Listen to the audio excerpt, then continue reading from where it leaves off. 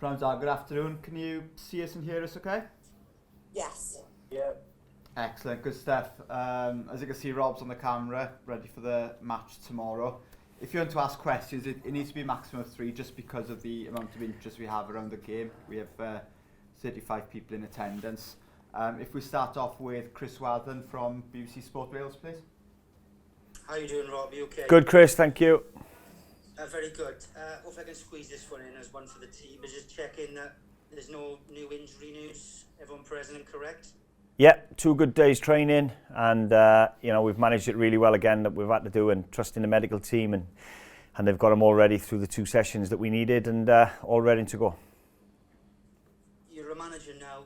You've been a player. You were a fan at one point. This country has seen more than its fair share of World Cup disappointments. Talk us about your experiences watching that growing up and what makes this side different.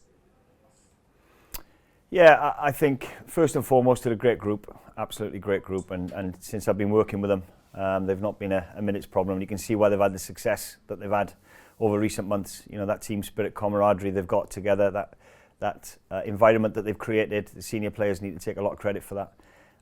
And that doesn't guarantee you wins, Chris, of course it doesn't, but it don't half help. It doesn't half make, you want to come back into camp. I'm not sure we've had that over years. Certainly when I was playing, it was difficult. I was only talking about this yesterday with Alan Hill and talking about, and with Kit Simons, the changes that have happened then over since we played. It's chalk and cheese since when we played. The organisation, the professionalism, it's gone to a complete different level. We didn't have the facilities that we've got here, so we're giving these players every opportunity to be successful. And I think that's the changes I've seen since growing up, watching the World Cup, and then fortunately being a player for Wales and playing in World Cup qualifiers.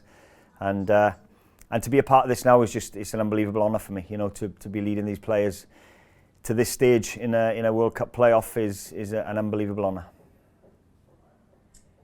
I mean, it's a huge game. It goes without saying, Rob. You've shown you can hold teams out. You've shown you can dig in, hit teams on the break. Is this a night of no regrets of taking the game to your opponents? Absolutely, you're spot on. We've gone toe to toe with Belgium in the last game, and I think you saw the intent. We weren't just happy sitting back on the point. Even later on, we were still going to press, and we were still going to get the winner, and we wanted to go and get after the win as much as we just needed a point. The Saturday before that against Belarus, give a good account of ourselves and created and scored a lot of goals. And it'll be no different on Thursday. We're going to be very aggressive. It's a great opportunity for us. It's just another game. We've treated it like that in the camp. We've not spoke too much about the importance of it. We've just got on with it. It's another camp. It's another game for us. The players know the importance of it. We don't need to sort of emphasise it every single day. And when you've got big players in that changing room like we've got, they always turn up to the party. And yeah, we're looking forward to the challenge now, but they'll be fully ready for it.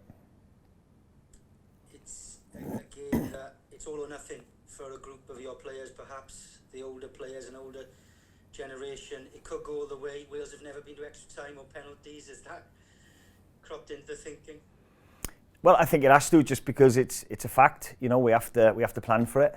We're hoping and we're confident that it won't go to extra time and penalties, but of course we have to plan for that. It'd be foolish of us not to. So there is a little bit of a thought process has gone into it with regards to changes potentially that might need to be made. Of course, again, we've planned for that like we always do any other game. But we want it done in 90 minutes. The very best of luck, Rob. Thank you. Cheers. Diolch, Chris. Beth Fisher, ITV Wales. Hi Rob, I hope you're well. Hi Beth. Thursday night, beautiful weather, a full packed stadium, and a chance to maybe go through to the final of the playoff final. It doesn't get much better than that, does it? Yeah, exactly that. And the sun's been shining all week. The camaraderie in the camp has been excellent, but we won't rest on that, Beth. Absolutely not. We'll be expecting a tough game. Absolutely, they're here for a reason. They score goals. They're a very, very good team. We have to respect them for that. So we have to forget about the sun shining. We have to forget about all the other nonsense that goes along with it. It's full focus on the game, and we have no excuses at the end of it. And we will absolutely throw everything at this game. For you personally, it's been quite the journey. You took over Wales in a different way. Let's just put it that way. But you taken Wales to Euro as well. Where does Thursday night stand for you in terms of your kind of career in football? Similar to the knockout stages then in the Euros, isn't it? Because it's one game. You know, we know that if we're not successful on Thursday, then that's it. It's the end of the dream. But what I want to say about these group of players is there's a lot of exciting time to come from them. You know, we're really confident going into this game on Thursday. We will show Austria the respect they deserve, but we won't fear them like we didn't against Belgium, the world's #1 in November. We'll show them the respect they deserve, but we're happy to go toe-to-toe with them and take the game to them. And it's our home crowd, it's our home stadium. You know, they're going to need to raise their game for us as well. And is that the future looks bright because we've got some great young players coming through as well. I use Brennan as an example. Brennan Johnson's playing really, really well at Nottingham Forest, and he's got an unbelievable future with us. And looking forward to seeing him grow. And it's not just all about this game then for him. It's about the bigger picture as well and the long-term future for Wales.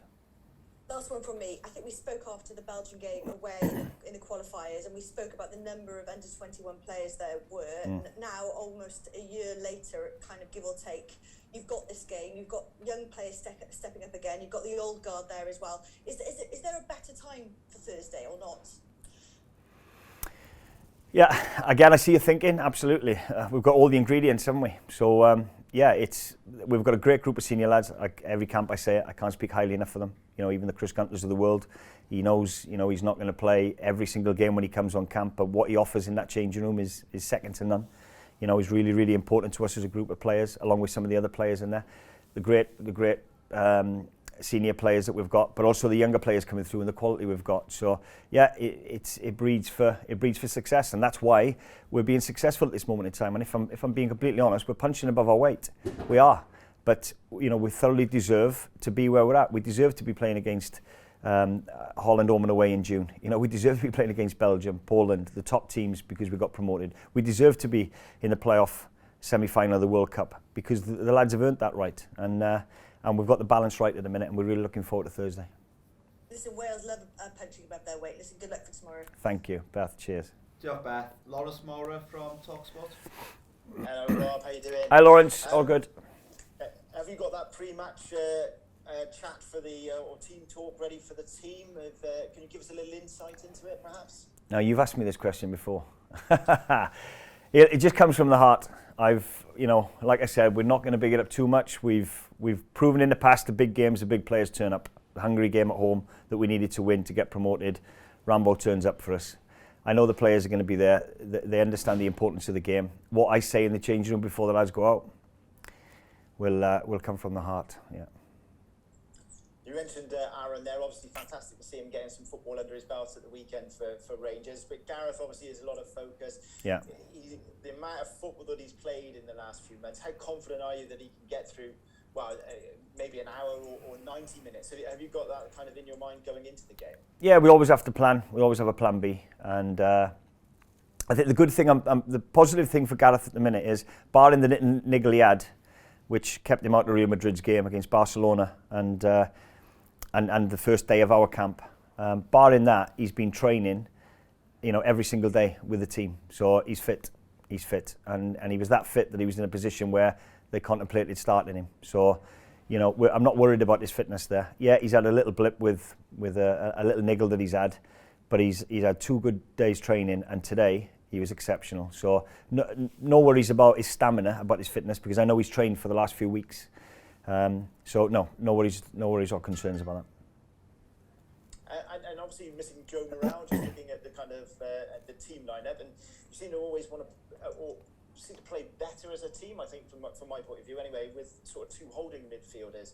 Is that something that you're kind of contemplating at the moment, or perhaps going more attacking with a kind of Harry Wilson and Ramsey in there? Well, understandably, I'm not going to give my team away, Lawrence. But yeah, I get you thinking. You know, it's a final for us in many respects. We've got to win the game, so we're going to go for them. Now, whether that's 2 sit-in, whether that's 3 midfielders that can rotate at any time. We are without Joe Morel, and he's been outstanding for us because of a suspension. But there's other players that can step up and take his spot. I disagree with, we've played some of our better games with 2 sit-in. I think when we played in Prague against the Czech Republic, we did go to 1 sit-in and 2 attacking midfielders, and I thought we were outstanding, and on another day could have won the game. So I think there's positives for both, so we'll have to wait and see. Look forward to seeing Rob. Cheers. Cheers, Lawrence. Thanks. Diolch, Lawrence. Jordan Howell. Hi Rob. Hi Jordan. Just starting off, when the fixtures were announced, a lot of fans immediately looked towards a potential clash with Scotland in the final. Do you feel that there may be a sense of complacency there? No, not at all. Not at all. You're always going to get supporters that try to forecast results, and there's no complacency at all. There's no arrogance with that whatsoever. It's just any other supporter would do exactly the same. Fantastic. And you mentioned the excellent youth that we have available to us. Will you be relying on those youth players, not just in this match, but going forward? Well, yeah, you look at the month we've got in June. We've got some fantastic fixtures. Holland home and away, Belgium at home, Poland away, plus a potential final. So we're going to need a big squad in June. And it might give us an opportunity to look at some of the younger players that are playing in the under-21s and younger at the minute. We've got a great group of young players coming through. And we've shown in the past that we're not afraid to promote them through to the first team as quick as possible, as soon as we think they're ready. Fantastic. Thank you very much. Cheers. Thanks, Jordan. Ian Mitchellmore from Wales Online. Afternoon, Rob. How are you? Good, Ian. Thanks. Good stuff. Yeah, just wanted to double check on Gareth. I think it was reported that he had an illness, what Carlo Ancelotti said, and it was also reported that a bit of a back problem. Just to clarify, really, what the issue was.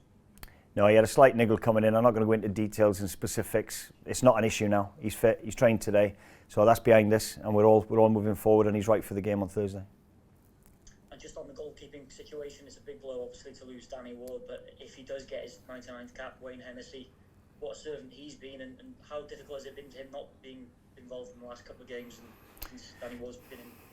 Yeah, I spoke about this in the press conference pre-camp, and again, I can't speak highly enough of Wayne Hennesey. I think he's been an unbelievable servant to this country.